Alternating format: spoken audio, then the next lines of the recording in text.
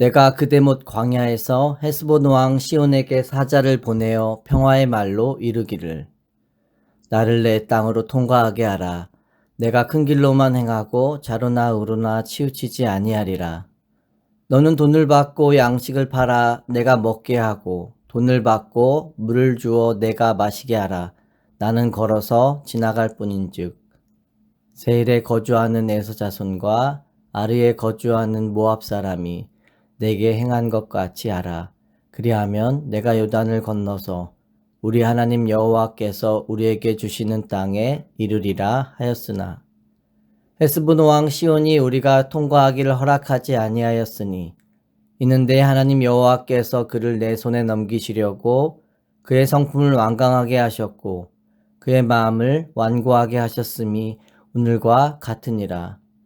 그때 여호와께서 내게 이르시되 내가 이제 시온과 그의 땅을 내게 넘기노니 너는 이제부터 그의 땅을 차지하여 기업으로 삼으라 하시더니 시온이 그의 모든 백성을 거느리고 나와서 우리를 대적하여 야하스에서 싸울 때 우리 하나님 여호와께서 그를 우리 집에서 넘기심에 우리가 그와 그의 아들들과 그의 모든 백성을 쳤고 그때 우리가 그의 모든 성읍을 점령하고 그의 각 성읍을 그 남녀와 유아와 함께 하나도 남기지 아니하고 진멸하였고 다만 그 가축과 성읍에서 살치한 것은 우리의 소유로 삼았으며 우리 하나님 여호와께서 그 모든 땅을 우리에게 넘겨주심으로 아르논 골짜기 가장자리에 있는 아로엘과 골짜기 가운데에 있는 성읍으로부터 길르앗까지 우리가 모든 높은 성읍을 점령하지 못한 것이 하나도 없었으나 오직 암몬 족속의 땅 야복 강가와 산지에 있는 성읍들과 우리 하나님 여호와께서 우리가 가기를 금하신 모든 곳은 내가 가까이 하지 못하였느니라. 아멘. 출애굽 1세대였던 부모님이 하나님을 믿지 못해 완전한 패배를 맛본 곳에 출애굽 2세대가 다시 서서 하나님이 주시는 승리를 맛보는 장면입니다. 그들이 부모 세대와 달리 승리했던 비결은 다른 것에 있지 않았습니다. 오직 여호와의 말씀을 믿고 순종하며 나아간 것입니다. 하나님께만 집중했고 하나님과 동행하면 되는 것입니다. 1세대와 2세대 모두 하나님의 말씀을 반복해서 들은 자들입니다. 오히려 1세대는 홍해가 갈라지고 구름 기둥과 불 기둥으로 인도하시며 만나를 먹이시는 하나님을 경험했습니다. 1세대 모두 같은 것을 보고 경험한 겁니다. 출애굽의 여정에 하나님이 함께 하심을 체험한 것이죠. 그러나 모든 것을 보고 일하심을 경험했지만 결정적으로 하나님을 향한 믿음이 없습니다. 오직 여호수아와 갈렙만이 그들이 보지 못하는 것을 보고 믿었습니다. 약속의 땅을 통해 믿음의 눈으로 하나님의 신실하심을 보게 된 것입니다. 우리가 믿음이 없으면 방황하는 인생이 되고 못 들어가게 됨을 깨닫게 되죠. 우리가 이 땅에서 치르는 영적 전쟁도 마찬가지입니다. 하나님의 말씀대로 나아가야 하는 것이고 하나님이 함께 하셔야지만 이길 수 있는 전쟁입니다. 본문은 하나님께서 우리의 삶에 전쟁을 허락하시는 이유와 승리의 조건을 발견하게 됩니다. 오늘 말씀은 24절부터 연결이 되는데 25절에 보시면 오늘부터 내가 천하 만민이 너를 무서워하며 너를 두려워하게 하리니 그들이 내 명성을 듣고 떨며 너로 말미암아 근심하리라 하셨느니라. 하나님은 오늘부터 이전과 다른 새 일을 행하실 것을 말씀하십니다. 이 전쟁은 이스라엘뿐만 아니라 주변 나라들에게도 하나님의 능력을 드러낸 사건으로 기억되는 전쟁 이야기입니다. 여호수아 2장에 보면 가나안 정탐꾼과 마주한 기생 라합이 그들에게 이런 말을 합니다. 여호와께서 너에게 이 땅을 주신 줄을 안다. 여호와께서 홍해물을 마르게 하신 일과 두 왕 시온과 옥에게 행한 일을 우리가 들었다. 라합이 두 가지 사건을 언급합니다. 이스라엘의 출애굽과 오늘 본문에 등장하는 사건입니다. 두 사건의 공통점과 차이점이 있다면 무엇일까요? 공통점은 여호와께서 백성들을 위해 대적들과 싸우시며 그들을 인도하셨다는 겁니다. 하지만 두 사건에는 분명한 차이가 있습니다. 출애굽 사건을 보면 홍해를 앞에 두고 있고 애굽의 병거가 뒤쫓아오는 절망의 상황에서 모세는 백성들을 향해 담대히 이렇게 말합니다. 너희는 두려워하지 말고 가만히 서서 여호와께서 오늘 너희를 위해 행하시는 구원을 보라. 출애굽의 사건은 하나님이 이스라엘을 위해 홀로 싸우시며 바로의 손에서 그들을 구원하신 사건입니다. 우리의 구원이 하나님의 택하심과 부르심으로 인해 이루어지고 완성되는 것과 같은 것입니다. 철저히 하나님 편에서 행하시는 일을 말합니다.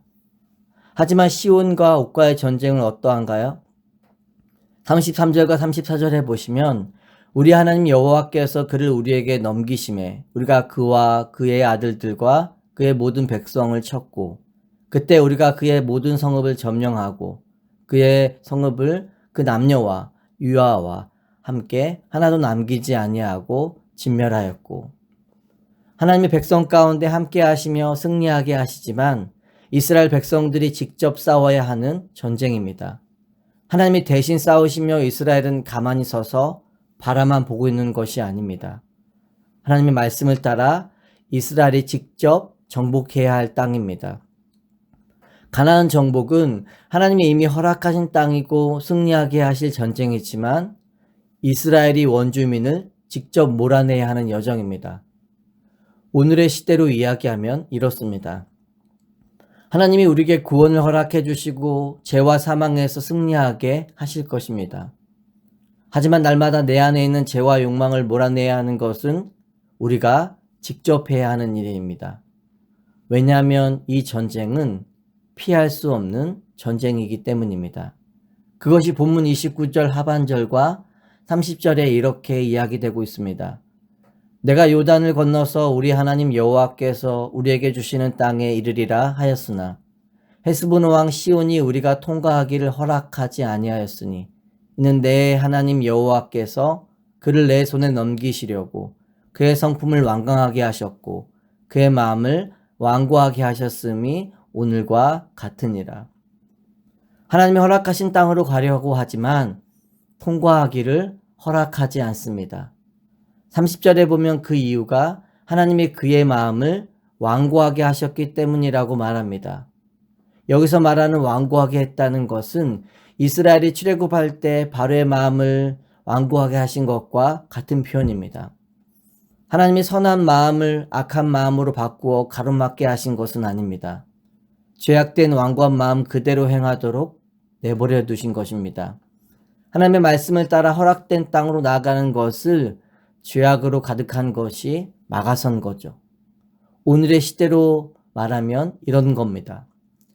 내가 하나님의 은혜로 인해 성령으로 거듭나서 하나님의 자녀가 되었습니다. 이제는 성령의 인도하심을 따라 상화의 삶으로 나아가려고 합니다. 그러면 내 안에 있는 자아, 즉 옛 성품이 그렇게 살도록 길을 내어주나요? 그렇지는 않습니다. 하나님 편에 완전히 서기까지 계속해서 나를 막아설 것입니다.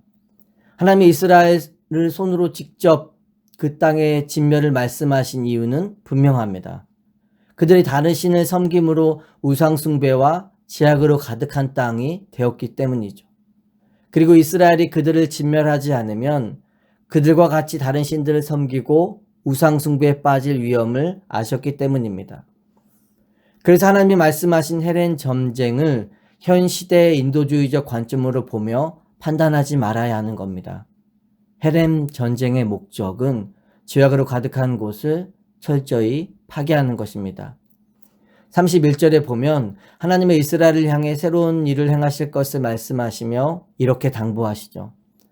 그때 여호와께서 내게 이르시되 내가 이제 시온과 그의 땅을 내게 넘기노니 너는 이제부터 그의 땅을 차지하여 기업으로 삼으라 하시더니.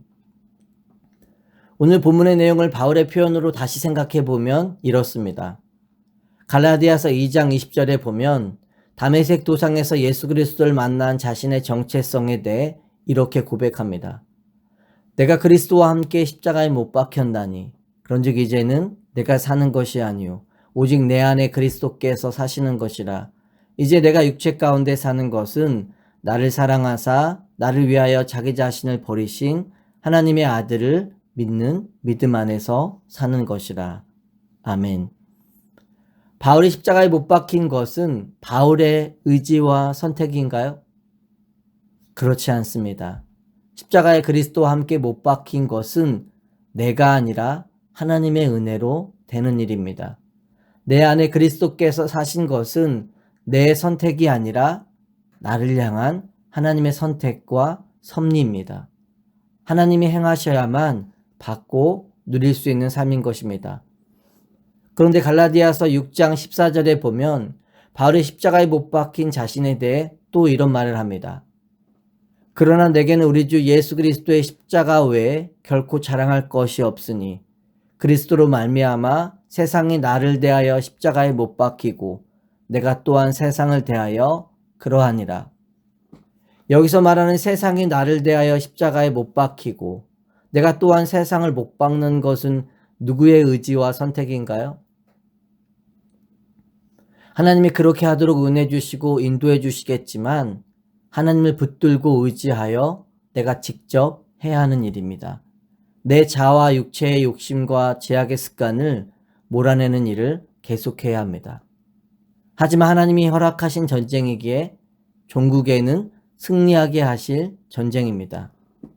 우리를 위해 그리스도께서 행하신 일을 믿고 날마다 신뢰하며 말씀을 따라 승리할 수 있는 우리가 되기를 예수 그리스도의 이름으로 축원합니다.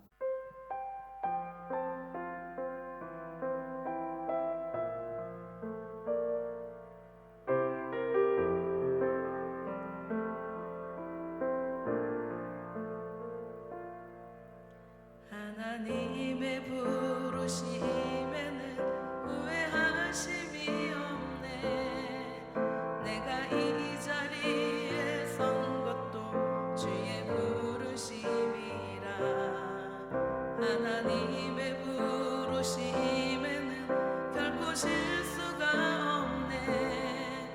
나를 부르신 하나님의 신실하심을 믿네. 날 부르신 뜻 내 생각보다 크고 날 향한 계획 나의 지혜로 측량 못하나 가장 좋은 길로 가장 완전한 길로 오늘도 나 이끄심이네. 작은 나를 부르신 뜻을 나는 알 수 없지만 오직 감사와 순종으로 주의 길을 가리라.